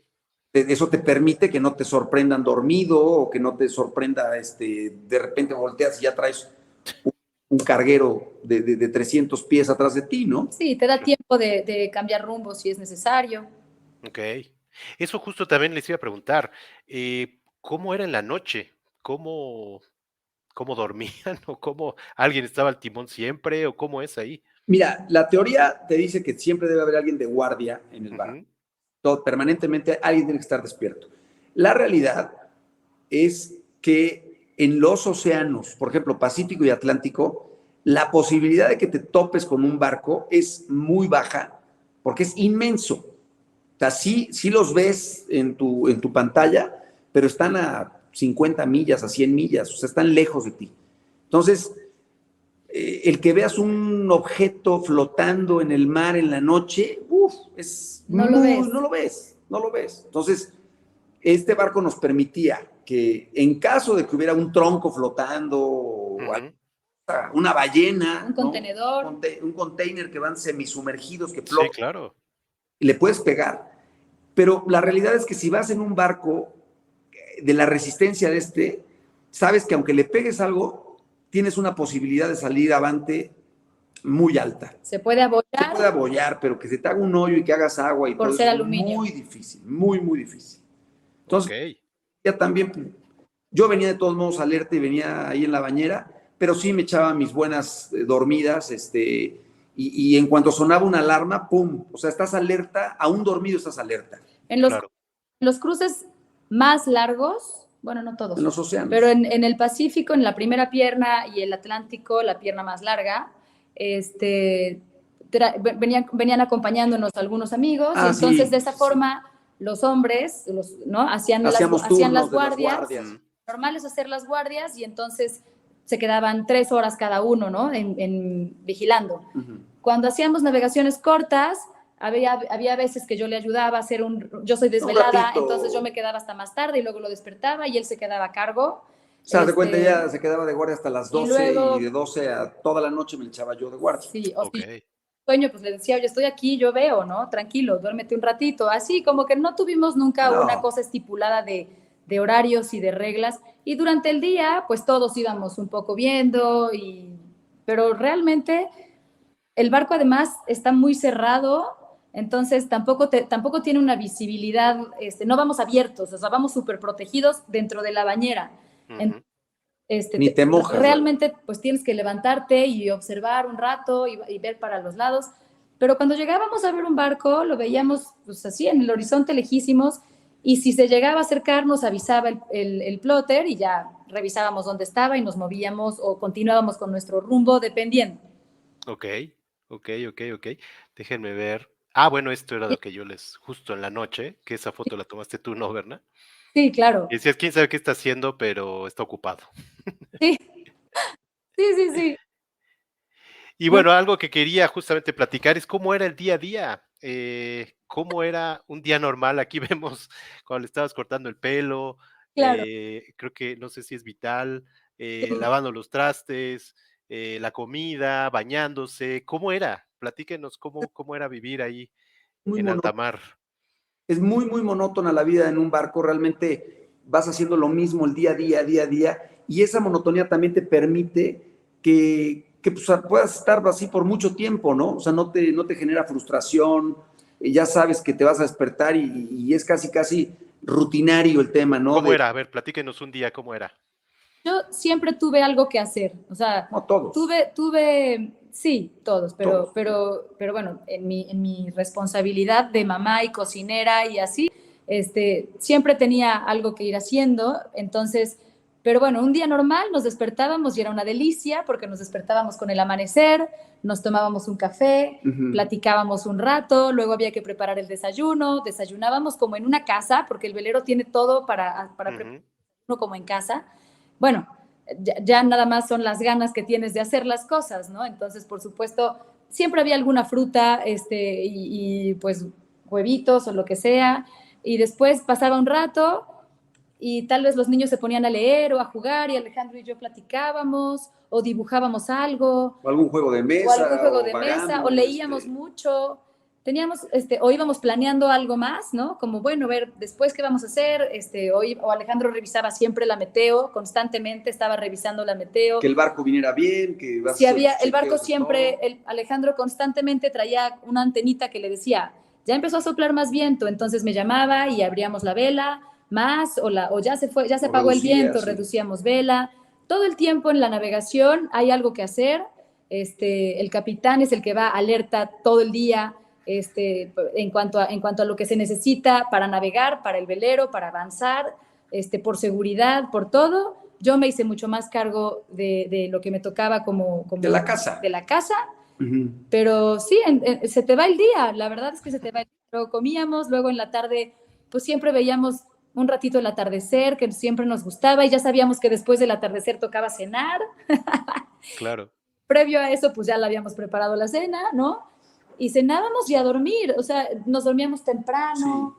Sí. Bueno, sobre todo los niños los mandábamos a dormir más temprano, Alejandro y yo nos quedábamos escuchando música, o sea, nunca tuvimos prisa por llegar a ningún lugar, y eso es algo que yo sigo agradeciendo y valorando muchísimo, porque no importaba, una vez que estábamos navegando, sabíamos que no importaba si era unos días o más días, íbamos ahora sí que a favor del viento, y con las condiciones siempre ideales para tener una navegación lo más tranquila posible. Y pues ya, eso era nuestro día a día, realmente era tranquilo, ¿no? Siempre estábamos ocupados, pero muy rutinario. Muy rutinario. Ok. Tocaron 3 temas que quisiera platicar. Una es lo de la vela. ¿En todo momento se usa la vela o también motor y van ahí mezclando o cómo es? Depende también la zona y obviamente si hay viento o no. Por ejemplo, Indonesia fue un trayecto poco más de 1000 millas de recorrido en el cual pues, tuvimos 2 o 3 días de viento en 2 meses o en 3 meses casi. Sí, fue un poquito desesperante. Entonces ahí sí te puedo decir que Indonesia lo recorrimos prácticamente a motor. Ok. Salvo algunas navegaditas ahí que algo soplaba de viento. Pero pues bueno, la idea en un velero es que trates de hacer lo más posible a vela, ¿no? Aunque el barco también estaba bien equipado con el tema de autonomía, porque con los motores tienes 15 días de autonomía. Entonces, este velero. Entonces, 15 días de autonomía es muchísimo, casi puedes pasar el Atlántico a motor prácticamente, y pues obviamente lo que le cabe son 1500 litros de combustible, que es muy grande comparado con otros veleros. El promedio de los barcos anda alrededor de 500 litros, un barco equipado para navegación, digamos, de travesía, 500 litros, y este traía 1500. Entonces, vaya, es un barco para expedición. Y por ahí leía que justamente, pues eso es lo grandioso de un velero, que se apaga el motor y que escuchas el mar y todos los sonidos, ¿no? Todos los ruidos que hay por ahí, que eso es... Lo mejor es sin motores. No, o sea, claro. Siempre era un placer. Porque además huele a diésel y todo. Sí. O sea, más bien, cuando teníamos que prender el motor, era una lata. Sí. Porque la mayoría del tiempo íbamos a vela, Alejandro siempre tratando de cachar el mejor viento. O sea, nunca nos dio flojera, era tener que utilizar las velas. Aunque viniéramos cansados, ¿no? Sí, es una sí. obligación en un velero. Entonces, primero a vela. Ya si de plano no había No, no hay manera. viento y no está modo y no está cómodo, prende Claro, y olvídate, tampoco, ahora sí que no tiene que ser un tema tan purista de estricto, ¿no? todo el tiempo. El otro tema es la escuela, que creo que por ahí mucha gente les cuestionaba, ¿no? La escuela, no tenían horarios de escuela, más bien la No, escuela era el mar y los lugares que visitaban, me imagino, ¿no? Sí, intentábamos hacer cosas de matemáticas, o sea, más bien sacar los libros de matemáticas. Alexa se dedicó muchísimo a leer. Los 3 niños aprendieron a hablar inglés, cosa que fue como fueron autodidactas con el inglés. Se fueron sin saber y de pronto ya hablaban los 3 y hablan súper bien, impresionante. Leen en inglés. O sea, yo como que de verdad estoy muy agradecida con ellos por la manera en la que, sí, la madre que necesidad, ellos como decía mi aprendieron, ¿no? abuela. Exacto. Tratamos de no perder el hilo de las matemáticas nada más. Lo demás, pues venía un poco, todos tenían que leer porque también había momentos en los que eso era la actividad, punto. Y nos despegamos del sistema, realmente, nos soltamos amarras del sistema para que además en cada lugar aprendiéramos del lugar donde estábamos parados. Entonces, Fue una educación de campo, fue una fue como un educación de experimento de campo, campo. sí. Exacto. Llegábamos, hacíamos una investigación, íbamos al museo local, obviamente. Hablamos cosas de historia. Alejandro sabe mucho de historia, entonces nos iba narrando de Magallanes, de Cristóbal Colón, de la batalla de Lepanto, de los De egipcios, Trafalgar, de todo, sí, vaya. luego Alexa se clavó con los griegos y nos dio ella a nosotros una cátedra de los Qué dioses. padre. Y entonces fue súper enriquecedor de todos lados. Diego aprendió, siguiendo a su papá para todo, aprendió a hacer cosas nudos náuticos y a utilizar herramientas, cosas que pues no te las va a dar la escuela ¿no? En una dinámica escolar, ¿no? Entonces Totalmente orgánico todo, ¿no? Muy orgánico, fue muy exacto. orgánico, fue muy orgánico. positivo. O sea, no, por supuesto, ahorita los niños tienen que hacer un repaso y ¿cómo Vaya, se dice? que los Que nivelen los nivelen conforme a su académicamente para poder su nivel fluir académico. en la escuela. Claro. No, Pero pero tienen conocimientos que están muy por encima sí, no, del común, vaya, de la mayoría de la gente, ¿no? Que fue, eso va a ser lo complicado. Ahora, ¿dónde van en qué grado, no? Los van a No, poner. entrarán al grado que les corresponde por edad, pero pues sí, obviamente ya tuvieron una experiencia de pues, cuántos niños en el mundo pueden decir que a los 12 años o a los 13 años pues, ya le dieron la vuelta al mundo, ¿no? O a los 7, como el caso de Vita. Exacto. Muy, muy poquitos. Oigan, traigo dos temas. Bueno, traigo muchos, pero traigo dos que quiero platicar. Sé que están con unos amigos y ya no los quiero interrumpir tanto, pero traigo dos temas nada más que quiero platicar con ustedes. Una es los apoyos y cómo fondearon todo esto, que me imagino que uno de estos fue pues lo que hacía Berna, las bolsas, las prendas que vendían, pero ¿cómo fue que fondearon todo esto? Bueno, lo primero fue, el proyecto inicial era a través de la empresa, ¿no? O sea, la idea pues, es que yo siguiera recibiendo mi sueldo mes con mes, bueno, quincena con quincena o como fuera el tema. Claro, Pues todo iba maravillosamente bien hasta que nos sorprendió un pequeño detalle llamado pandemia, ¿no? exacto. En ese momento, pues lo primero que pedí en la oficina fue que le cerraran la llave al tema de mi sueldo y pues como no sabíamos cuánto iba a durar ese asunto y teníamos que pagar sueldos al 100% con la empresa cerrada, porque ves que no te permitían abrir, los clientes obviamente cerrados, pues no había pedidos, no había nada, pues obviamente percibí rápidamente la crisis tan grave en la que estábamos y lo que le dije a la gente de aquí de la empresa que nos ayudaban, los colaboradores, dijo, ¿saben qué? Lo que hay es 100% para ustedes, vamos a ver cómo lo detonamos y que cada quien nade por su vida, ¿no? Y entonces ahí le dije a Berna que pues teníamos un gran reto por enfrente, ¿no? Enfrente de nosotros, que no teníamos patria, estábamos prácticamente anclados en la costa de Egipto sin poder bajar. Y le dije, si logramos hacer negocio con las condiciones en las que estamos, realmente únicamente con nuestras variables y con lo que tenemos alrededor, pues quiere decir que no nos vamos a morir de hambre en ningún lugar del mundo. Bueno, ¿qué teníamos a nuestro favor? Pues los materiales eran las bolsas, la tela de una vela rota, el talento de Berna para pintar, las redes sociales que se habían ido generando a lo largo de toda esta experiencia. Y de ahí, bueno, pues le dije, ¿sabes qué? Hay que hacer una publicación en la cual, pues hablar de lo que vamos a hacer con la vela esta, porque yo creo que hay mucha gente que nos sigue que estaría más que contenta de tener un pedacito de la historia, de tener un pedacito de esta vela que ha captado los vientos de todos los mares y que durante prácticamente 20 años le ha dado 4 vueltas al mundo.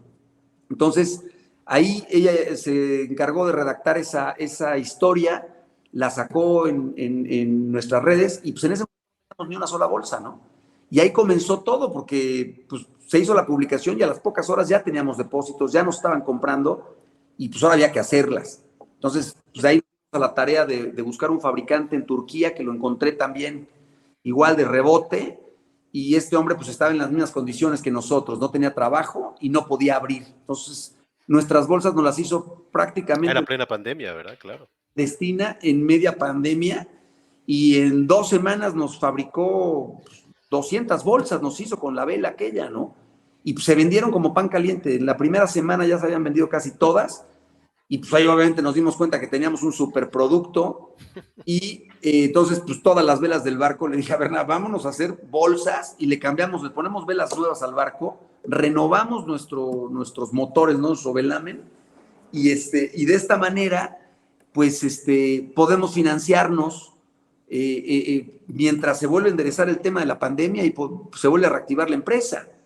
Entonces, así comenzó todo y precisamente cuando teníamos todo este proyecto de las bolsas fue que nos contactó una persona, una conocida, que resultó ser la directora de una compañía muy importante de ropa en Europa a nivel mundial y pues, nos dijo que si podíamos hacer una conferencia para ella, para la empresa, y lo que vino después fue que nos patrocinaron, entonces eso fue también una gran ayuda, porque no nada más eran las bolsas, sino que teníamos ya otro ingreso inesperado, pero muy bueno, y pues nos tomamos, ayudó muchísimo. Vaya, prácticamente fuimos la imagen de esa marca de Fashionable por 2 temporadas, y la verdad se portaron increíble con nosotros, nos apapacharon, nos apoyaron muchísimo. Nos apoyaron para todo, y bueno, pues ahorita con nuevos proyectos que traemos del libro y de hacer un tema de documental y eso. Mira, justo a ese tema iba, porque quería hablar, estábamos hablando fuera del aire con Berna, de toda esta parte de la documentación, que la verdad fue impresionante. Te decía que creo que mucha gente pues no lo valora, porque parece como que las fotos se toman solas y los textos se escriben solos y la música se pone sola. Estamos tan acostumbrados a las redes sociales. Yo estudié comunicación, soy comunicólogo y sé el trabajo que hay detrás y la verdad impresionante, desde lo visual hasta los textos. Yo te comentaba los textos, la verdad, pues muy padres, ¿no? Y platícanos un poquito de tu experiencia. Ay, muchas gracias. Qué lindo que me digas esto. La verdad es que fue un trabajo serio, muy serio, que incluso tuvimos roces a bordo porque pues mis hijos decían, ya mamá, no filmes, ¿no? O Alejandro también me decía, ya, por favor, no tomes fotos de esto. Y yo les decía, pues es que mis amores, ya lo estamos documentando, tenemos que darle continuidad. Y me lo tomé en serio y efectivamente fue un trabajo que hoy valoro muchísimo y que me agradezco muchísimo porque además nos vamos a poder acordar de muchas cosas gracias a ese material claro. Y lograr pues hacer algo más, ¿no? Pero muchas gracias. Es lo que yo les iba a preguntar y ya lo dijeron, yo les iba a preguntar si no estaban pensando hacer un libro y un documental y entiendo que sí por lo que dijeron ahorita, ¿verdad? Justamente hoy tuvimos una reunión donde nos apoyan para hacer lo de nuestro libro y bueno, yo ya lo tenía en mente, de hecho fue una cosa que me prometí a mí misma como necesito terminar de escribir mi vivencia, ¿no? Para regalarme lo de mis 40, que los cumplo en febrero, por si me quieren felicitar. Entonces yo ya lo tenía planeadísimo, pero sí lo vamos a hacer, por supuesto. No, claro. Alejandro, seguro que puede ser maravilloso. No, es que vale muchísimo la pena. Tienen mucho material. Sí, no, muchísimo material tenemos para seguir compartiendo. Hay mucho que además no compartí, o sea. Me puedo imaginar. Es selectivo, ¿no? Para saber y también un poco estratega de, bueno, pues Vital es el que más, entonces, pues sí, bueno, y a mí me causaba mucha gracia Vital, fue Vital en la expedición, bueno, en la guía. Fue muy divertido tenerlo Y pues sí, creo que el material que tenemos puede funcionar para muchas cosas. Totalmente. Oigan, y bueno, ya por último, quería preguntarles, sé que hubo momentos complicados, tanto dentro del velero como fuera. Sé que hubo por ahí un par de muertes importantes para Alejandro, y también que varias rutas fueron peligrosas, ¿no? Platícanos de eso y con eso ya terminamos. Yo, Tú, Sí, claro. sí, sí. pues sí, mira, la verdad es que cuando nos despedimos en Acapulco, vaya, por ejemplo, con mis papás, pues era totalmente real el que pues, había una alta posibilidad de que no nos volviera a ver, ¿no? Por la edad de mis papás. Mi papá tenía 89 años cuando nos despedimos.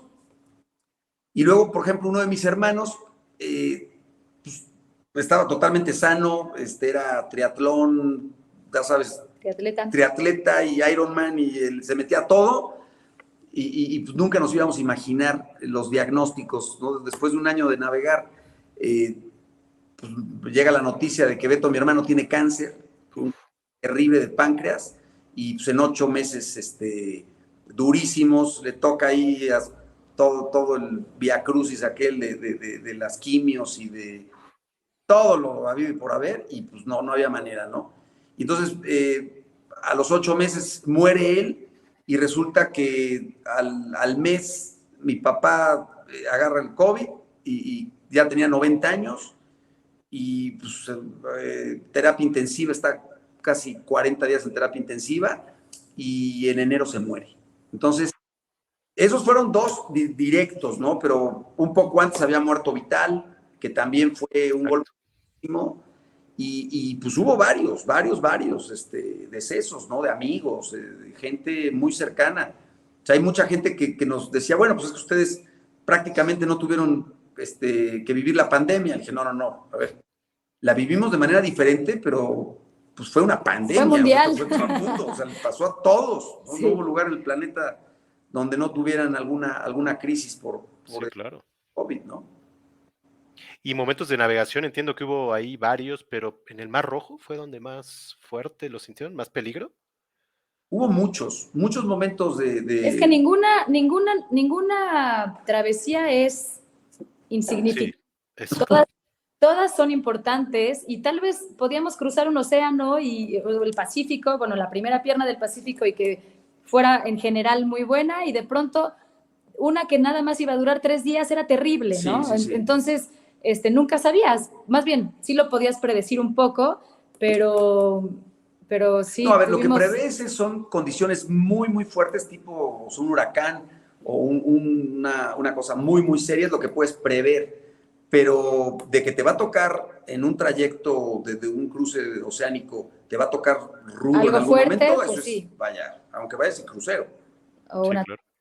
sí, una Pero lluvia. sí fue en el Mar Rojo uno de los más fuertes. El Mar ¿O Rojo es muy dónde? bonito porque Sí, además tienes las corrientes del viento que vienen del norte, tormentas de arena. tormentas de arena durísimas, bueno, muy La agresivas. cartografía es malísima del Mar Rojo, toda la cartografía es únicamente, está trazada una especie como si fuera un bulevar, así, por donde van todos los Los cargueros y eso, cargueros. pero a los lados de las dos costas, pues como son zonas de conflicto y Mm, no están cartografiadas. Entonces, si tienes que protegerte en un arrecife, pues para llegar al arrecife pasas por situaciones muy complicadas y con corrientes y con viento durísimo. Entonces, sí, no es nada sencillo, nada sencillo.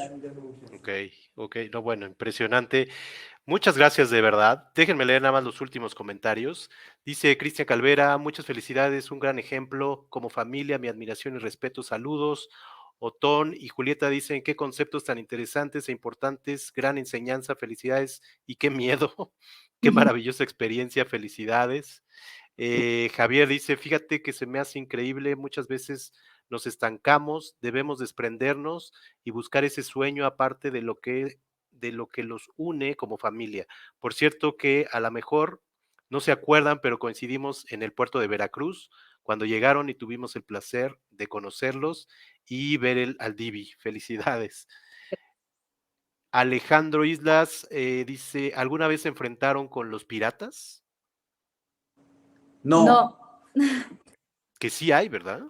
Sí hay en algunos lugares del mundo, pero es más el negocio del miedo lo que sigue anunciando que existen los piratas a que realmente... No, pero sí hay zonas de sí, piratería sí hay, serias. Ok. pero no nos tocó verlos, la verdad. El estrecho de Malaca, por ejemplo, en la navegación que hicimos, que está entre Malasia y rumbo a Indonesia, a Phuket, a Tailandia, ese estrecho que saliendo de Singapur, en un día hubo 20 ataques de piratería a ¿Cómo crees? barcos que están anclados, se les suben literal como ratas por la cadena del ancla, se les suben y pues amagan a los que están ahí, que son esos barcos enormes que juras que van cientos de personas, traen 10 tripulantes o 15 tripulantes y obviamente tienen dinero para alguna emergencia, alguna cosa, y ya lo saben, esos cuates se les trepan y los asaltan, ¿no? Pero así como de película de que van navegando y que se les pone la escalera, ya está mucho más difícil. Ok. En la costa de Sudamérica, Honduras, Nicaragua, ahí está fuerte. Toda esa zona, sí pueden ir por ti, o sea, no van un carguero, pero ven un velero o algo y se suben. Entonces, tienes que estar por ahí alerta. no pasamos nosotros. No, Ok. la costa Nos y ya sabes que alejamos. a 30, 40 millas no te ven, ¿no?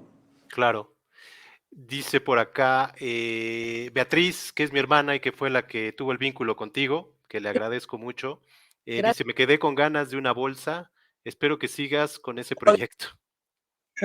Con mucho gusto, claro. Contáctame por Instagram y yo ahí te digo qué hacemos. Dice Alejandro Islas, es decir, tuvieron el riesgo de enfrentarse con embarcaciones en aguas internacionales que deseaban quitarles comida, bienes, etcétera. No, No, ¿verdad? sí hubo alguna que tuvimos algún intercambio que nos pidieron cigarros y refresco de cola, que eran Coca-Colas así, y nos mandaron ellos, Pero a cambio nos dieron unos pescados un maravillosos. trueque. Ujú. Mira, Pero si Ale- hubiera en plan de asustarnos, tal vez habríamos pensado que era un ataque, pero bueno, tuvimos como la apertura para decir, a ver, ¿qué pasa? ¿Qué quieren estos cuates que ahí vienen siguiéndonos? Y resultó que solo querían hacer un trueque. mira, Sí. interesante. Alejandro Islas está muy interesado, creo que quiere hacer alguna navegación. Dice, ¿cuánto cuesta una embarcación como la que fueron? ¿Qué marca de velero usaron? ¿Y quién es más aventurero de la familia? No es cierto, en serio. No, embarcaciones hay de todos los precios, es como los coches, ¿no? Y también depende el año y depende. Este barco realmente fue un garbanzo de a libra que nos encontramos. No es un barco de serie, lo hicieron a mano, entonces pues, fue una chiripa ese velero. Sí, Pero también vimos gente que iba navegando con un presupuesto bajísimo. Te estoy hablando tal vez de barcos que no rebasaban los 150, 200,000 pesos, o sea, de verdad, muy económicos para esa misión Pero y, bueno, y también con iban, presupuestos de $300 al mes. ay, ups, se les acabó la pila, creo. Justo estábamos terminando, déjenme ver si se pueden unir. Estábamos a punto de despedir. Denos un segundito. A ver si. Escríbanos. Ya prácticamente estábamos terminando. Pero si no, creo que lamentablemente vamos a tener que despedir. Pero. Denme un segundo. Porque creo que si se las acabó, tampoco van a ver mi WhatsApp.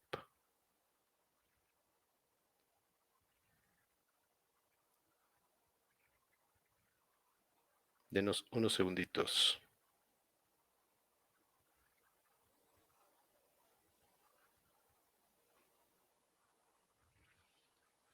Pues bueno, como ven, interesante, ¿no? Esta vuelta, este recorrido al mundo que hace esta familia, la primera familia mexicana que recorre el mundo en velero. Por ahí síganlos en Instagram. Yo por aquí tenía muchísimas fotos de las que publicaban, las voy a ir pasando. Eh, pero bueno, tienen toda una historia ahí. Qué maravilla de aventura, dice Alejandro Islas. Voy a ir pasándolas rapidísimo a ver si se pueden conectar, pero este es un compendio de todo lo que vivieron.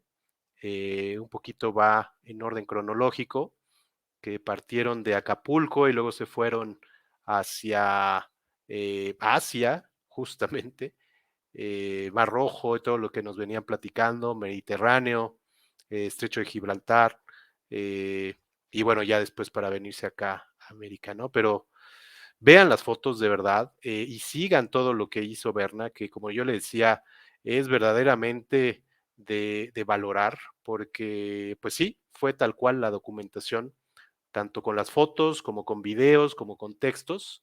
Y bueno, ustedes pueden ver ahí en Instagram y en Facebook. Y bueno, eh, ya estaremos muy atentos a lo que nos dio la primicia el día de hoy, que es un libro y también un documental que me imagino con todas estas imágenes que, bueno, imagínense cómo va a estar. Aquí está todo lo que vivieron en el canal de Suez, en el Mediterráneo, en Éfeso, Turquía. Bueno, ustedes, de verdad, yo estuve varios días viendo todo lo que publicaban y todo lo que vivieron y de verdad es impresionante. Recorrieron más de 30 países, entiendo que fueron 30,000 millas náuticas, impresionante, impresionante. Y bueno, aquí pueden ver pues todo lo que documentaron, todo lo que recorrieron. Por ahí es Proyecto Soltando Amarras, lo pueden ver tanto en Instagram como en Facebook. Parece ser que sí tienen problemas para conectarse. Pero bueno, lo último que iba a comentar con ellos fueron 3 cosas que me habían llamado la atención. Una, que pues no estaban de vacaciones, ellos mismos lo sabían, estaban trabajando y viviendo esta experiencia y que el capitán era un capitán, no era el papá de los niños ni el esposo, era realmente el capitán y era el que pues ponía orden. Incluso él decía que era el tirano de la embarcación, pero bueno, tal cual le llamaban como capitán y lo obedecían como capitán. Y la última fue lo que platicaba el capitán Alejandro con sus hijos cada que bajaban a un sitio, a una marina y recorrían el lugar, él les decía que estaban representando a México y que cualquier cosa que hicieran no era ni la familia ni ellos, sino que representaban al país. Entonces eso también me llamó mucho la atención de cómo veían pues todo este viaje y todo lo que estuvieron haciendo en todos los lugares donde bajaban, ¿no? Pues voy a terminar de pasar estas imágenes y con esto nos despedimos. De verdad, muchas gracias a todos los que nos vieron o escucharon, ya sea en vivo o en las grabaciones. Eh, y bueno, con esto les antojo todas sus redes sociales para que las visiten. Eh, y bueno, estén atentos a lo que sigue del proyecto. Déjenme ver si contestaron. No, parece que no. Pero bueno, desde aquí les agradecemos muchísimo a tanto al capitán Alejandro Irigoyen como a Bernadette Sánchez. Y por acá tenía que no habíamos presentado a los tripulantes, a los navegantes. Por ahí están Vital, que como escucharon, el nombre se lo ponen en honor al capitán Vital Alzar. Por ahí no se le ve la cara, pero es lo que yo les decía, el futuro ingeniero, que es Diego, y Alexa, que es una devoradora de libros, por ahí lo verán en el Instagram, que leyó una cantidad impresionante de libros. Y bueno, ellos son los 3. Por aquí creo que no, ya no. Pero bueno, con esto nos despedimos. Dice, ha estado muy buena la entrevista, quedan muchas cosas que preguntarle. Sí, gracias por esta entrevista, tío Omar. Está genial y muy original como todas las que has hecho, muchas gracias. Y Betty dice, gracias por compartirnos esta experiencia. Pues muchas gracias a todos ustedes, muchas gracias a la familia Irigoyen Sánchez. Síganlos y bueno, estén pendientes. La próxima semana una entrevista igual de interesante que esta. Cuídense mucho.